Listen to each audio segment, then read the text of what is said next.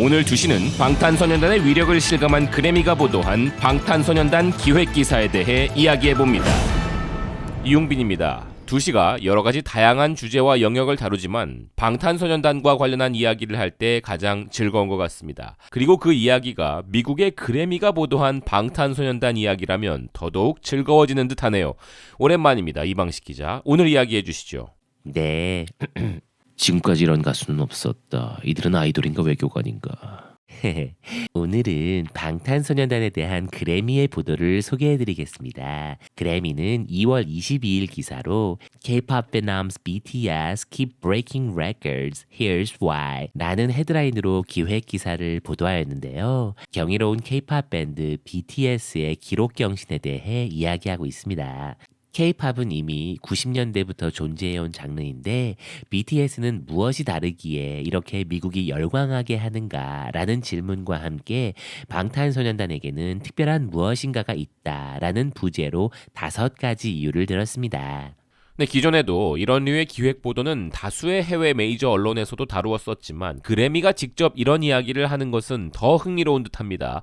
빌보드나 다른 미디어와는 다르게 다소 보수적 성향이 강한 단체이기 때문에 영어로 노래 부르지 않고 한국에서 온 방탄에게 이런 관심은 방탄 이전에는 그 어떤 한국 가수도 꿈꾸지 못했던 일이니까요. 맞습니다. 그럼 그들이 말하는 특별한 BTS에 대해 말씀드리겠습니다. 첫째로 그들이 꼽은 것은 BTS는 일반적인 기대를 거부한다는 것이었습니다. 방탄소년단을 처음 본 사람은 그들이 그저 그런 또 하나의 유행일 뿐이라고 생각할 수 있겠지만 그것은 방탄소년단이 관객들과의 소통에 얼마나 뛰어난지 그 힘을 과소평가하는 것이라고 하였습니다. 그러면서 그들의 앨범과 월드 투어가 모두 하나의 이야기로 이어지는 것도 높이 평가했습니다.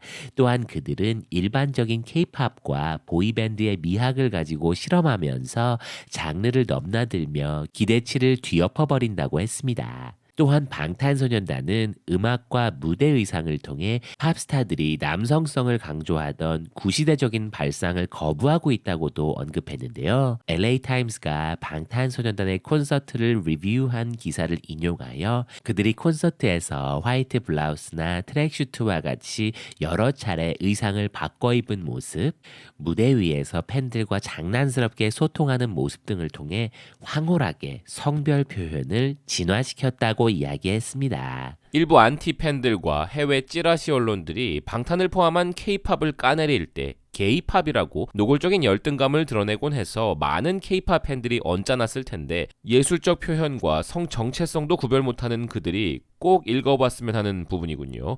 방탄처럼 하고 싶어도 못하는 자기 관리가 뭔지도 모르는 게으른 마초맨들에 비한다면 아름다운 청년들임이 확실하죠. 역시 앵커님은 진성암이십니다.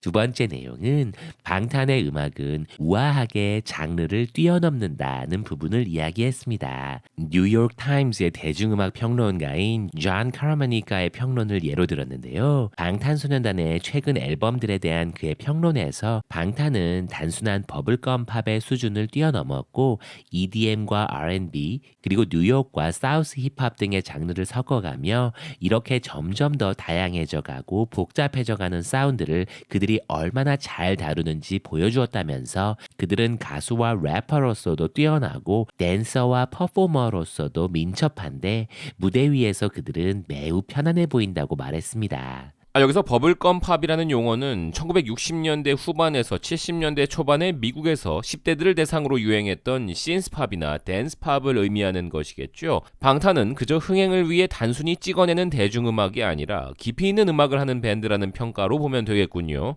네, 맞습니다. 방탄의 음악의 깊이는 성별과 나이, 국적도 구분하지 않으니까요.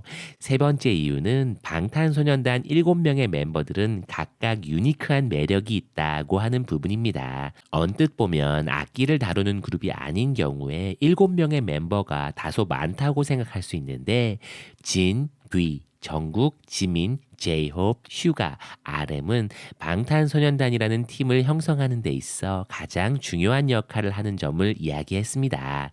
그리고 이 멤버들이 랩과 노래로 파트를 분담한다고 설명했습니다. 일반적인 보이밴드와는 달리 사실상의 리더나 메인이 없고 영어를 잘하는 RM이 팀을 대표해 인터뷰를 하는 경우는 있지만 반드시 리더 역할을 하는 전담 멤버는 아니라고 이야기했습니다. 방탄의 리더가 RM이라는 것을 모르는 것이 아니라 그만큼 모든 멤버들이 가진 개별적인 매력들이 빛나고 팀 구성에 있어 균등한 역할을 한다는 의미겠군요. 그래미가 우리보다 우월하다고 보는 문화 사대주의적 시선으로 보지 않아도 확실히 기획기사의 깊이가 보이는군요. 이쯤 되면 진성아미는 저나 이 기자가 아니라 그래미인지도 모르겠네요. 그러니까요. 정말 훌륭한 보도라고 저는 생각합니다.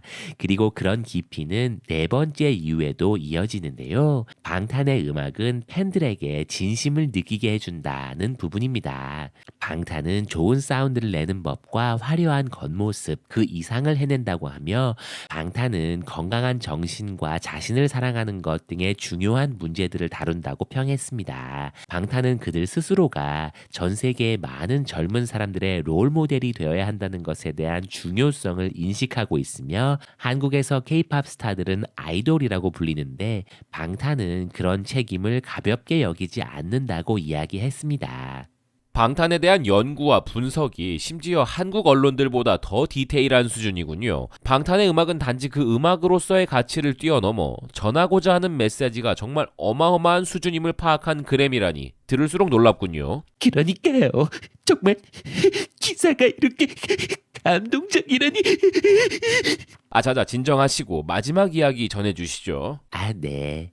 이 마지막 이유가 가장 대단한 이유라고 저는 생각하는데요. 방탄은 그의 팬들인 아미를 가족처럼 생각한다고 이야기했습니다. 방탄의 이런 놀라운 기록들은 그들의 팬들인 충직한 아미를 강조하지 않고서는 설명할 수 없다고 말했습니다. 방탄이 아미를 사랑하는 마음까지도 알고 있다는 말이군요.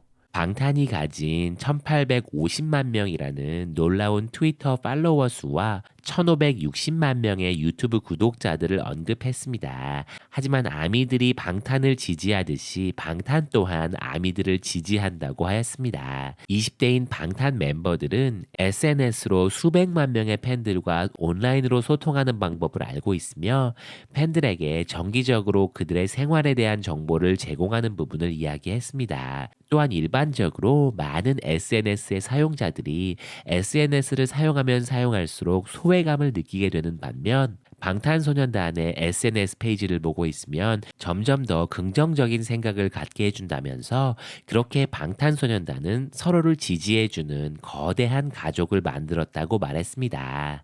네, 이런 이야기를 듣는 아미들은 너무나 행복한 순간이 아닐 수가 없겠습니다. 이 기자, 오늘 기사는 정말 행복한 이야기였습니다. 수고하셨고요. 제 생각은 이렇습니다. 아미와 방탄의 소통과 가족 같은 관계를 논함에 있어 방탄의 소속사인 빅히트의 세련된 기획과 노력에도 칭찬을 해야 한다고 생각합니다. 이번에 새롭게 시작해 이슈가 된 아미피디아 프로젝트만 해도 팬들과 단순한 소통을 뛰어넘어 가족끼리 추억을 공유하는 이런 세련된 프로젝트를 제공하는 것을 보며 방탄도 아미도 소속사도 모두 올바른 방향으로 가고 있다고 저는 느꼈습니다. 아울러 방탄과 아미는 팬과 아티스트의 관계를 새롭게 정의하고 있는 것이 아닌가 하는 생각을 해보았습니다. 이상 한국 언론도 아닌 미국 그래미의 기사를 보고 더 방탄에 대한 애정이 깊어져 어느 때보다 행복하게 리뷰한 저는 이용빈입니다. 방탄은 언제나 2시와 함께 잊지 마시기 바랍니다.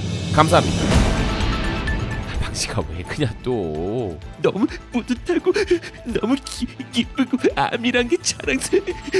근데 정말 방탄 팬을 떠나서 대한민국 사람으로서도 정말 자랑스럽고 놀랍지 않냐? 방탄이 앞으로 얼마나 더 대단한 일을 만들어내고 그걸 또 내가 소개할 수 있을지 참.